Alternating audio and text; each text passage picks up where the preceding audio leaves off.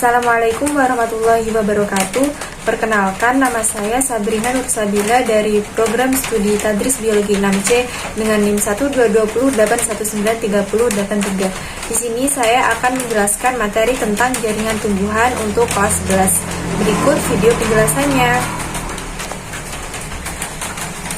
Oke, jadi saya akan menjelaskan materi tentang jaringan tumbuhan. Jadi di dalam jaringan tumbuhan ini akan ada dua subbab, yaitu yang pertama adalah jenis-jenis jaringan tumbuhan dan yang kedua struktur penyusun dan fungsi jaringan tumbuhan. Selanjutnya yang pertama adalah jenis-jenis jaringan tumbuhan. Jaringan tumbuhan adalah sekelompok sel yang memiliki struktur dan fungsi sama yang membentuk organ tumbuhan.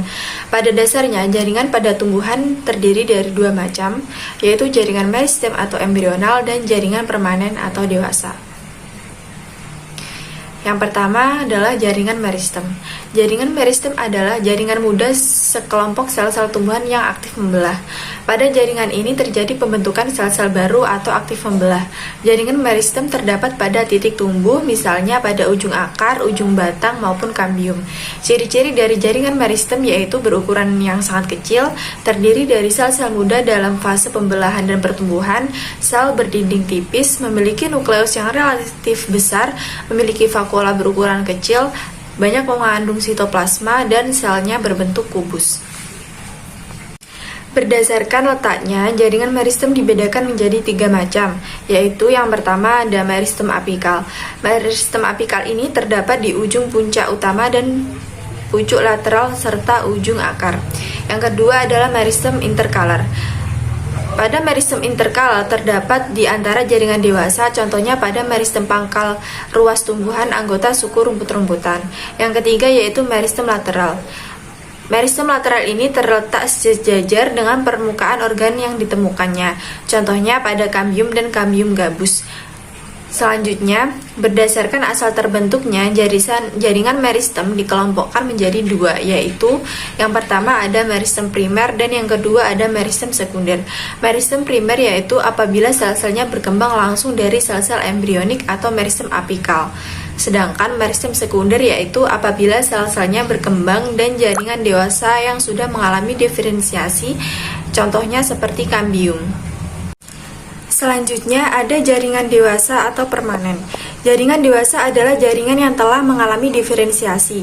Jaringan ini sudah tidak mengalami pembelahan lagi atau tidak aktif. Ciri dari jaringan dewasa atau permanen yaitu tidak aktif membelah diri, berukuran lebih besar daripada jaringan meristem, mempunyai vakuola yang berukuran besar, di sela-sela selnya memiliki ruang antar sel, serta sel telah mengalami penebalan dinding sesuai dengan fungsinya. Macam-macam jaringan dewasa atau permanen adalah sebagai berikut. Yang pertama ada jaringan epidermis. Jaringan epidermis merupakan jaringan terluar tumbuhan yang berasal dari jaringan protoderma dan menutupi seluruh tubuh tumbuhan. Jaringan epidermis biasanya terdiri dari satu lapisan sel yang masih hidup dan terletak pada permukaan luar organ tumbuhan. Bentuk selnya bermacam-macam dan susunannya rapat sehingga tidak terdapat ruang-ruang antar sel. Jaringan epidermis selain berfungsi sebagai jaringan pelindung, juga berfungsi sebagai tempat pertukaran zat. Yang kedua adalah jaringan parenkim atau dasar. Jaringan parenkim atau dasar adalah jaringan yang terdapat di seluruh organ tumbuhan. Jaringan parenkim terbentuk dari sel-sel yang hidup dengan struktur morfologis dan fisiologis yang beragam. Dapat disebut sebagai jaringan dasar karena memiliki peranan sebagai penyusun sebagian besar jaringan pada akar, batang, daun, buah, dan juga biji. Ciri jaringan parenkim atau dasar yaitu terdiri atas sel-sel yang berukuran besar dan berdinding tipis, memiliki bentuk sel segi enam, letak inti sel mendekati dasar sel, mempunyai banyak vakuola, dapat bersifat embrional dan meristematik, serta mempunyai ruang antar sel.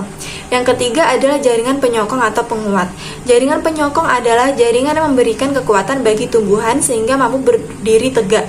Jaringan penyokong atau penguat tumbuhan dibagi berdasarkan sifat dan bentuknya, yaitu jaringan kolenkim dan jaringan sklerenkim. Yang keempat adalah jaringan pengangkut. Pada jaringan pengangkut ini, jaringan pertamanya adalah xilem.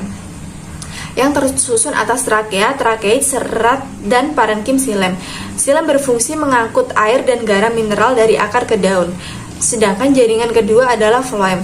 Floem berfungsi sebagai pengangkut hasil asimilasi dari daun ke seluruh organ tubuh yang lain. Yang kelima adalah jaringan gabus. Jaringan gabus adalah jaringan yang tersusun dari sel-sel gabus yang berbentuk memanjang. Jaringan gabus berfungsi melindungi jaringan lain yang terdapat di bawahnya agar tidak terlalu banyak kehilangan air. Sel gabus dapat ditemukan di permukaan luar batang. Ciri-ciri jaringan gabus yaitu disusun dari sel-sel parenkim gabus yang merupakan sel mati dan kosong dan berbentuk memanjang dan berdinding gabus. Selanjutnya ada struktur dan fungsi jaringan penyusun organ tumbuhan. Yang pertama ada struktur jaringan penyusun akar. Akar terdiri dari jaringan-jaringan sebagai berikut. Yang pertama ada epidermis. Epidermis memiliki rambut akar sebagai aktivitas sel-sel di belakang titik tumbuh yang berfungsi memperluas bidang penyerapan. Yang kedua ada korteks. Korteks terdapat jaringan-jaringan antara lain parenkim, kolenkim, dan sklerenkim. Fungsinya adalah sebagai tempat menyimpan cadangan makanan. Yang ketiga ada endodermis.